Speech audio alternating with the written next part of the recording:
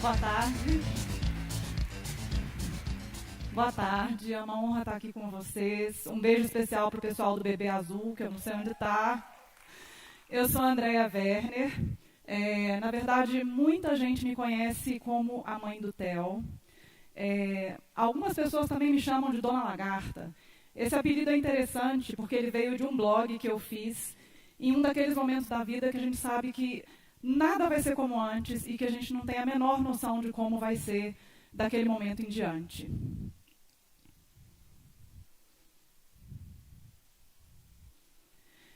Vamos falar um pouquinho desse nome Lagarta Vira Pupa? Na verdade, tudo começou com uma canção que meu filho cantava que tinha essa frase, mas esse Lagarta Vira Pupa tomou uma dimensão maior. A lagarta é um bichinho esquisito, mas é um bichinho fascinante se a gente for pensar. Em algum momento, ela sai comendo tudo que ela vê pela frente, tudo mesmo que ela vê pela frente. Depois que ela enche bem o barrigão, ela resolve esvaziar tudo que estava ali dentro do estômago, se pendura em algum lugar e se fecha em uma pupa. E ali, fechada em si mesma naquela pupa, ela começa a passar por uma transformação. É interessante se a gente pensar que a lagarta não tem a menor noção de que isso está acontecendo com ela. Simplesmente Deus, ou a natureza, ou o universo, ou Darwin, determinou que a lagarta se fechasse numa pupa e passasse por uma transformação. E lá foi a lagarta passar por essa transformação.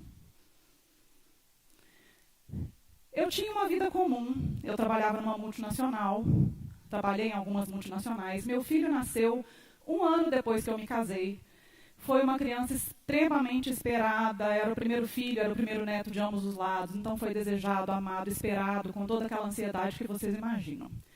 Eu e o meu marido, como qualquer pai e mãe, como qualquer um de vocês, a gente fez milhares de planos, então a gente discutia. Eu com aquele barrigão, a gente falando da escolinha que o Theo ia estudar, e a gente falava da festinha de aniversário, qual o tema que ia ser, colégio, intercâmbio, faculdade, formatura, namorado ou namorada, casamento. Quem nunca, né, gente? A gente fez isso porque a gente era pai e mãe e porque a gente queria que nosso filho fosse feliz e realizado. A gente fez vários planos sem que ele pudesse concordar com eles. Todo mundo faz isso. Até que, um dia, depois de uma viagem, o meu marido foi numa reunião na escola do Theo, conversou com a professora. Saiu de lá e me ligou imediatamente e falou: precisamos conversar. E naquele momento, Deus, o universo, a natureza, Darwin, determinou que a minha vida jamais seria uma vida comum novamente. Os nossos sonhos mudaram, a nossa vida mudou e eu não tinha a menor noção do que ia vir daí em diante. Aquele relatório da escola insinuava que o meu filho tinha um atraso no desenvolvimento. O relatório, na verdade, estava insinuando que o meu filho era autista. O autismo é um transtorno que ele impacta na forma com que a pessoa interage com o ambiente, com o mundo. Então, ele vai afetar a comunicação, a interação e o comportamento.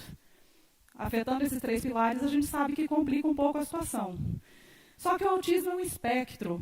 Então, você vai ver desde um autista muito comprometido, que não fala, que ainda usa fraldas, ainda na vida adulta e que depende de outra pessoa para tudo, assim como aquele que muitas pessoas só veem como excêntrico, que tem muita dificuldade em fazer amigos, que não entende muito ironia, mas que se deu bem na vida, fez faculdade, às vezes até casa, e leva uma vida independente. Nos Estados Unidos, a estatística oficial é de que 1 em cada 68 crianças é autista. No Brasil, a gente não tem uma estatística oficial ainda, mas a gente estima, com base nesses números americanos, que a gente pode ter circulando entre nós cerca de 2 milhões de autistas no Brasil. Bom, e a minha vida nunca mais foi a mesma, de verdade.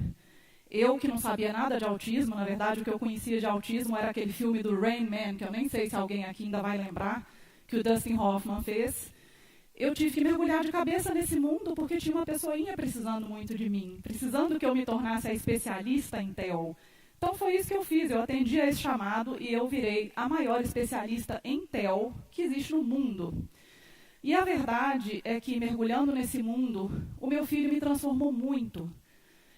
O Theo me ensinou tantas coisas que fica até difícil de enumerar. O Theo me ajudou a ver a beleza nas coisas simples, a chuva caindo, a poeirinha passando na luz. Os autistas nos ensinam isso. O Theo me ensinou a resiliência, que é aquela coisa de, sim, a vida não vai ser necessariamente como eu planejei, mas eu tenho que receber isso de braços abertos e fazer dessa situação o melhor que eu conseguir fazer, a melhor experiência para todos nós. E o Theo me ensinou também a estender a mão para o outro, porque eu me senti muito sozinha na época do diagnóstico.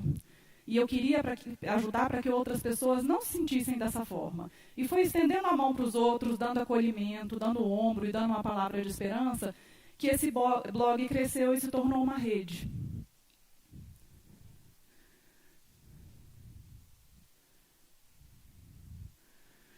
Bom, assim como a borboleta, como a lagarta dentro da pupa, o meu menininho está se transformando também.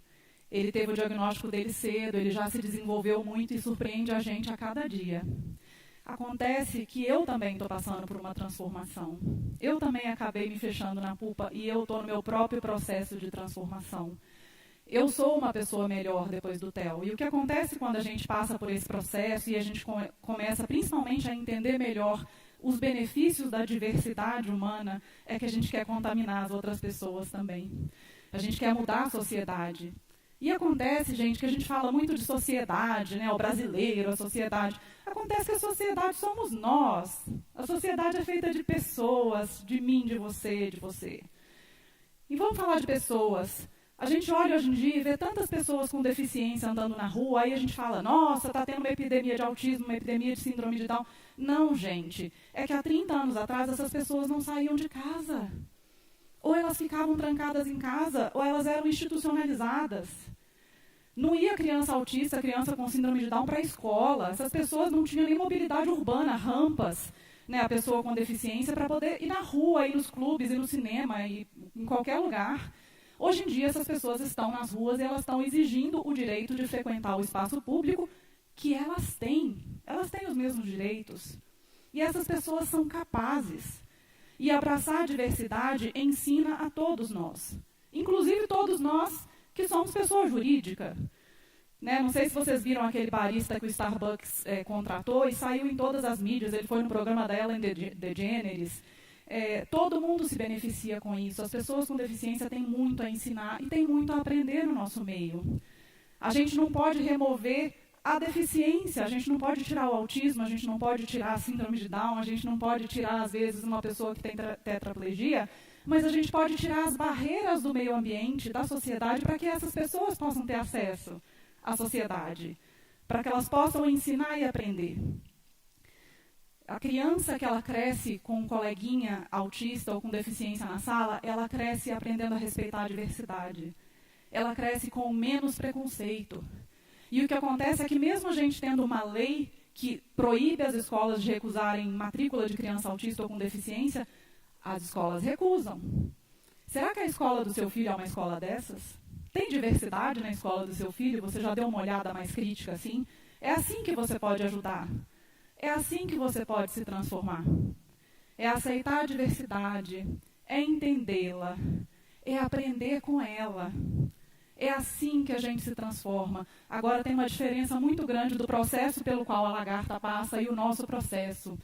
A lagarta, como eu falei lá atrás, ela não tem a menor noção do que está acontecendo com ela. Agora, para mim e para você, isso é escolha. É você que tem que escolher passar por essa transformação. E assim você vai transformar também a sociedade onde você vive. Muito obrigada.